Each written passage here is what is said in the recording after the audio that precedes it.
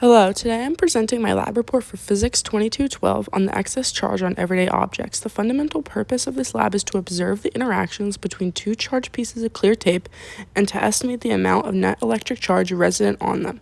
As a brief preview of our main results, we discovered that treating the tapes as simple point charges yields a net charge of 1.17 times 10 to the negative 8 coulombs.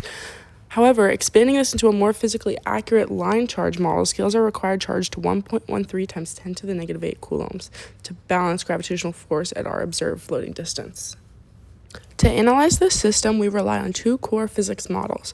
First, we use Newton's second law. When one tape floats statically above another, its acceleration is zero, meaning the upward electric force perfectly matches the downward gravitational force. Secondly, we apply Coulomb's law to map the electric field created by the source charges, where electric field scales inversely with the square of the distance. Finally, to step away from the point charge approximation, we utilize the principle of superposition, which allows us to add the individual vector contributions of distributed charge segments to determine the net electric field acting on our system. Let's establish our system parameters. Our system is defined solely as the upper floating piece of the tape. The surroundings include the lower tape, the earth, and the room. For our initial conditions, both tapes were given identical net charge using the contact electrification method described in the lab manual.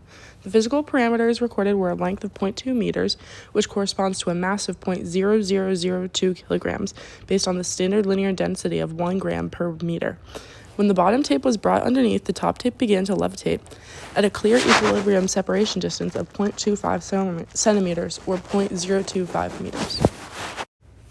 Because the system is in static equilibrium, the magnitude of upward electric force must perfectly balance gravity. Multiplying our mass by the gravitational constant yields a force of gravity of 1.962 times 10 to the negative 3 newtons.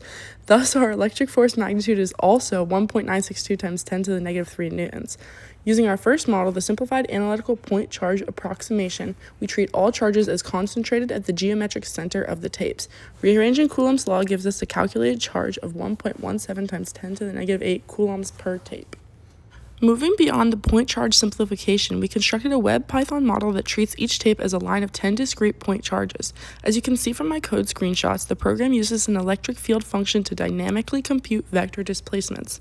It executes a nested loop to calculate the precise force contribution of each bottom charge element onto every single top charge element. By iteratively adjusting our total charge parameter until the net simulated electric force perfectly balanced our physical gravitational force, the model converged on a required line charge magnitude of 1.34 times 10 to the negative 8 coulombs. Comparing our results, the line charge value is roughly 14.5% higher than the point charge calculation.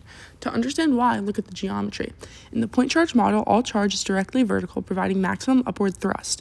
In the line charge model, charges are spread out horizontally. This means the forces from the outer segments act along a diagonal path. Their horizontal components cancel out, and their vertical components are weakened due to the greater distance. To make up for this lost vertical force and lift the tape, a greater total charge is required. The line charge model is substantially more accurate because real-world tape distributes its charge across its entire surface rather than compressing it into a single point. To provide further physical insight, dividing our net charge by the elementary electron charge reveals a deficiency of roughly 7.31 times 10 to the 10 electrons. Comparing this to the estimated 4 times 10 to the 17 atoms on the tape's surface gives a ratio showing that only about 1 out of every 5.5 million surface atoms lost an electron.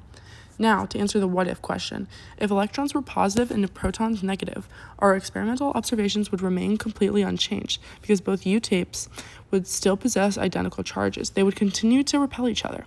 The electrostatic induction with neutral objects would work exactly the same way, and the absolute magnitude of our calculated forces would remain invariant.